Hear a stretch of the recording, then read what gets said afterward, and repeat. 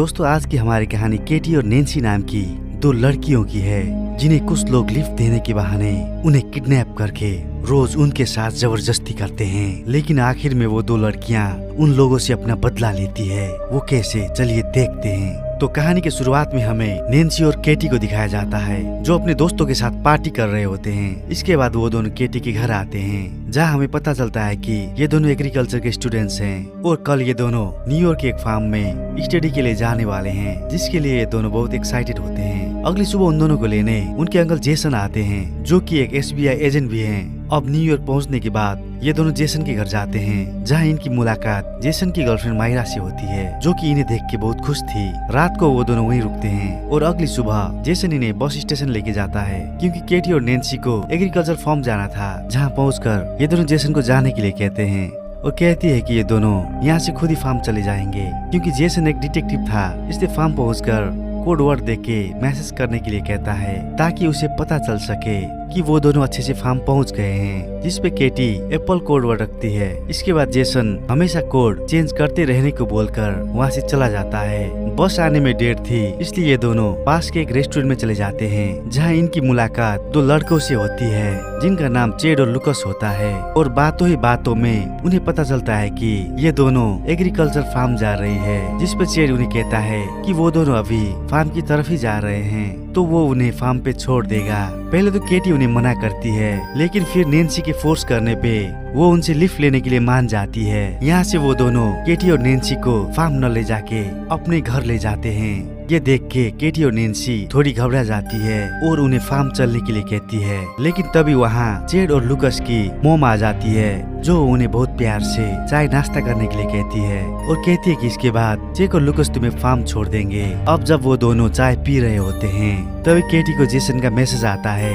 जिसपे केटी उसे code word Apple लिख के रिप्लाई कर देती है, जिससे जेसन को भी लगता है कि ये दोनों अच्छे से फार्म पहुंच गए। जिसके बाद लुकस की मॉम उन्हें कुछ खाने के लिए देती है, जिसे खाते ही उन्हें नशा चढ़ने लगता है, क्योंकि उसमें बेहोशी की दवाई मिली हुई थी, जिससे वो लोग समझ जाते हैं कि उनके साथ कुछ गलत होने वाला है। वो लोग भागने की भी कोशिश करते हैं, लेकिन थोड़ी दूर भागने पे ही वो लोग बेहोश हो जाते हैं। जब इन्हें होश आता है, तो ये दोनों जंगल के बीच रखी दो अलग अलग शिपिंग कंटेनर्स में शिकड़ों से बंधी हुई होती है। वो दोनों हेल्प के लिए चिल्लाती है, लेकिन उनकी आवाज कोई नहीं सुन पा रहा था। तभी वहाँ चेड आता है, जो उन्हें बताता है कि तुम इस वक्त जंगल की ऐसी जगह पर हो जहाँ दूर दूर तक कोई सुनने वाला नहीं है। कुछ देर बाद वहाँ बोरिस नाम का एक आदमी आता है, जो केटी को उसका फोन दिखाते हुए कहता है कि ये जेसन कौन है और तुमने इसे एप्पल लिख के मैसेज क्यों किया है। केटी उसे बताती है कि एप्पल हमारा कोड वर्ड है, जिसका मतलब हम लोग सही से फार्म पहुंच गए हैं। इसके बाद बोरिस केटी के मोबाइल से जेसन को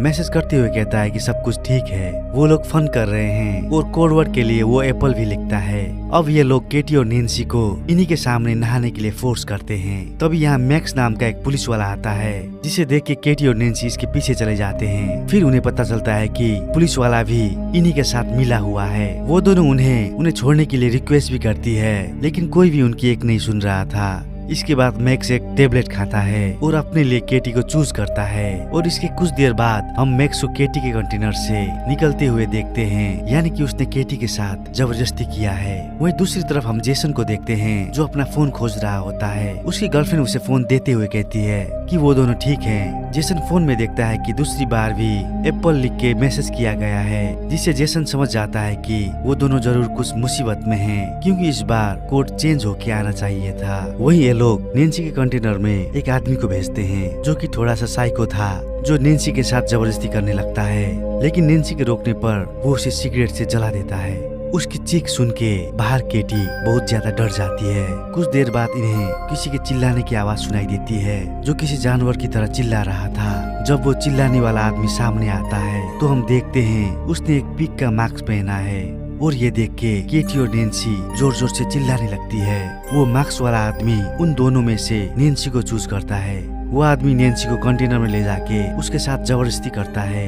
उस आदमी के जाने के बाद केटी जब नैन्सी के पास जाती है, तो वो देखती है कि नैन्सी की हालत बहुत ज्यादा खराब हो गई है। इसके बाद हम जेसन को देखते हैं, जो उस टाउन के शेरिफ मैक्स के पास जाता है, जिसने केटी के साथ गलत काम किया था।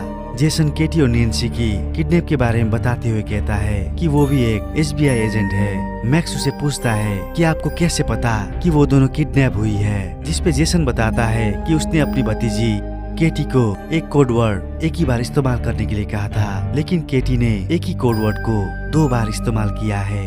मैक्स उसे ये कह के जाने के लिए कहता है कि वो उन्हें जल्दी ढूंढ लेगा। जेसन के जाने के बाद मैक्स किडनैपर को कॉल करके बताता है कि केटी एक SBI एजेंट की भतीजी है। ये खबर मिलने के बाद बोरिस जैक से कहता है कि हमें जल्दी ही इन लड़कियों को ठिकाना लगाना होगा, वरना हम मुसीबत में पड़ सकते हैं और हमें शहर से आने वाली दूसरी लड़कियों को भी पकड़ना है। उनकी बातें केटी कंटेनर के पीछे छुप के सुन लेती है। वहीं अब जेसन बस स्टॉप के सामने वाले कैफे में जाके केटी और नैन्सी के बारे में पूछताछ करता है, जहां उसे वहां काम कर रहे हुए आदमी से पता चलता है कि वो दोनों बोरिस के गाड़ी में गए हैं। वहीं केटी नैन्सी को बताती है कि वो लोग उन्हें मारने वाले हैं, हमें जल्दी यहाँ से निकलना होगा।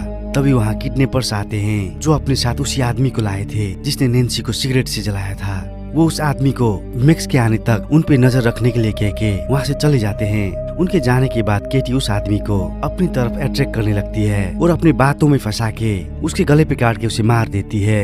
इसके बाद वो दोनों अपनी हथकड़ियां खोल के वहाँ छुप जाती है। जब मैक्स वहाँ पहुँचता है तो वो दोनों धोखे से उसकी गाड़ी को लेके वहाँ से निकल जाते हैं। फिर इसके बाद ये दोनों एक मॉल में पहुँच के वहाँ से कुछ हथियार लेने लगते हैं। इधर जेसन कार इंश्योरेंस की कंपनी में जाके किडनैपर्स का कार का नंबर बता के उनका नाम और एड्रेस पता कर लेता है। वहीं हम बोरिस को देखते हैं जो अपने घर पे होता है। केटी और नैन्सी उस पे हमला करके उसे बेहोश कर देते हैं। जब उसे होश आता है तो अपने आप को वो टेबल पे बंधा हुआ पाता है, जिसके बाद बोरिस उनके सामने गिड़गिड़ाने लगता है और उनसे माफी मांगते हुए कहता है कि मेरे पास बहुत पैसे हैं जो मैं तुम्हें दे दूंगा। जिसपे नैन्सी कहती है कि हमने भी तुमसे यही कहा था, लेकिन उस समय तुम लोगों ने हमारी एक न सुनी। उसके बाद वो दोनों उसे बड़ी बेरहमी से मार देते हैं। खैर अब जेसन भी यहाँ तक पहुँच चुका था। वो जब घर के अंदर जाता है तो बोरिस की ऐसी हालत देख के वो हैरान हो जाता है। तो वो इसे एक गाड़ी की आवाज सुनाई देती है तो वो देखने के लिए बाहर जाता है, लेकिन तब तक केटी और नैन्सी बोरिस की गाड़ी लेके वहाँ से निकल चुकी थी। जेसन जल्दी से वापस पुलिस स्टेशन जाता है और मैक्स से दोबारा केटी और नैन्सी के बारे में पूछने लगता है। तभी जेसन केटी को कॉल लगाता है, लेकिन उसकी फोन वहीं पे रिंग होती है, जिससे उसे पता चलता है कि केटी का फोन मैक्स के पास ही है। लेकिन इससे पहले वो कुछ कर पाता, मैक्स उसके ऊपर गन तान देता है।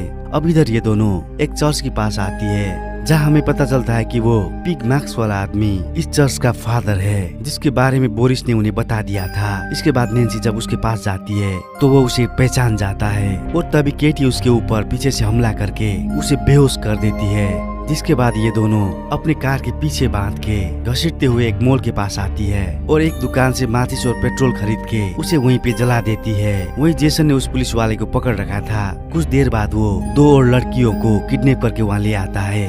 तभी वहाँ केटी और नैन्सी पहुँच जाती है, जो उसके ऊपर बेसबॉल बैट से हमला करके उसे बेहोश कर देते हैं। जब उसे होश आता है तो खुद को कुर्सी से बंधा हुआ पाता है और अपनी जान बचाने के लिए पैसे का लालच देता है। जिसपे केटी कहती है, लगता है इस शहर में सबके पास बहुत पैसा है। अब ये दोनों उसके साथ एक गेम खेलते हैं। वो एक गन में एक गोली डालते हैं और उस ऑफिसर से कहते हैं कि अगर तुम 5 राउंड तक बचे रहे तो हम तुम्हें छोड़ देंगे। दोनों बारी बारी से उस पे फायर करने लगते हैं, लेकिन वो 5 गोली से बच जाता है। लेकिन आखिर में केटी उसके ऊपर 6ठी गोली चला देती है। केटी और नैन्सी वहाँ पर बंधी हुई लड़कियों को आजाद करके जेसन के पास भेजती है ताकि वो दोनों उसे भी आजाद कर सके।